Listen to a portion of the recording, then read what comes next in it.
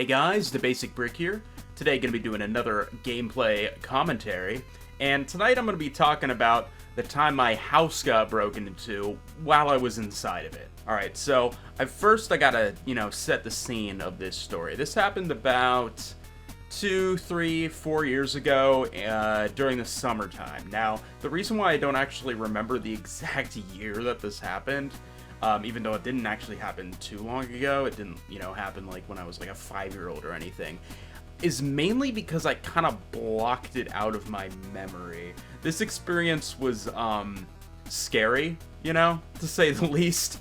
So I did kind of block it out of my memory. But yeah, so this happened around the summertime, and I was home alone. Now, the reason why I was home alone, I was still in high school at the time. Obviously, high school wasn't going on because it was summer. And I was living with my mom in her basement. And my mom usually, on weekends and stuff, likes to go on hikes.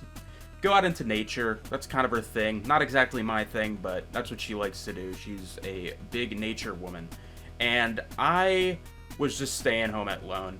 I knew she would be getting back in, I think, about 2 days, so nothing too crazy. I'd gotten dinner for myself, and I was just gaming. It was gamer time. It was like probably 11, maybe even 12 at night. It was definitely late though.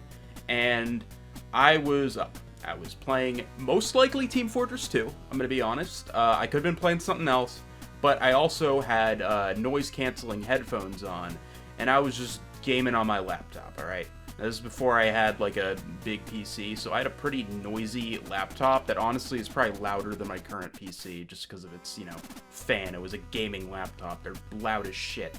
So yeah, I was kind of isolated noise-wise. I was in my own head. I was listening to most likely the horror stories on YouTube because that's something back in the day I liked doing when playing video games. It's honestly still something I occasionally do when I'm playing video games, which is kind of ironic knowing what happened afterwards. So little did I know, while I was gaming away, somebody had gotten into my house. Now, I had locked the front door, I had locked the side door, I'd locked the back door, I'd locked everything. I closed the windows, except for one. A window in my mom's room. Now, my mom's room is on the top floor, and my house is kind of an odd layout. The basement is like half underground, so it means that the first floor of the house is above, like, ground level slightly, and the ground kind of slopes downwards because we're somewhat on, like, a hill. So the entrance of my house is closer to the ground than the back part of my house is. So let's just say the window is like a good story off the ground in my mom's room.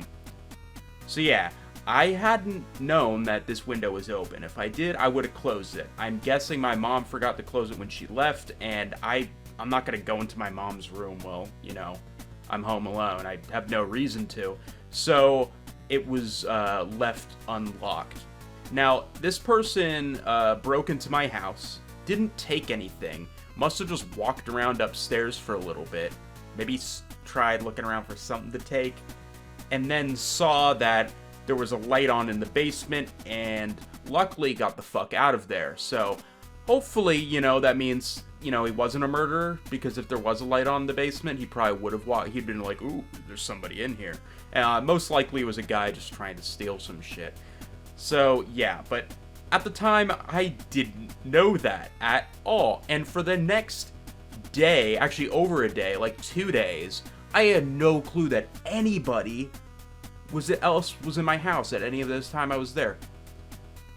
And I only found out when my mom got back home and noticed that there was muddy footprints, muddy shoe prints, walking around her bedroom, which just scared the fuck out of me. I was like, kind of in denial. I was just like, what? That's weird. And we couldn't really do anything about it. We didn't call the cops or anything because it wasn't like anything was taken, which is kind of odd considering that there was plenty of stuff to be taken. There was money in my brother's room. There was like expensive, like watches. I think my mom had like there was definitely stuff this person could have easily put in their pockets and just left with, and I would have been none the wiser.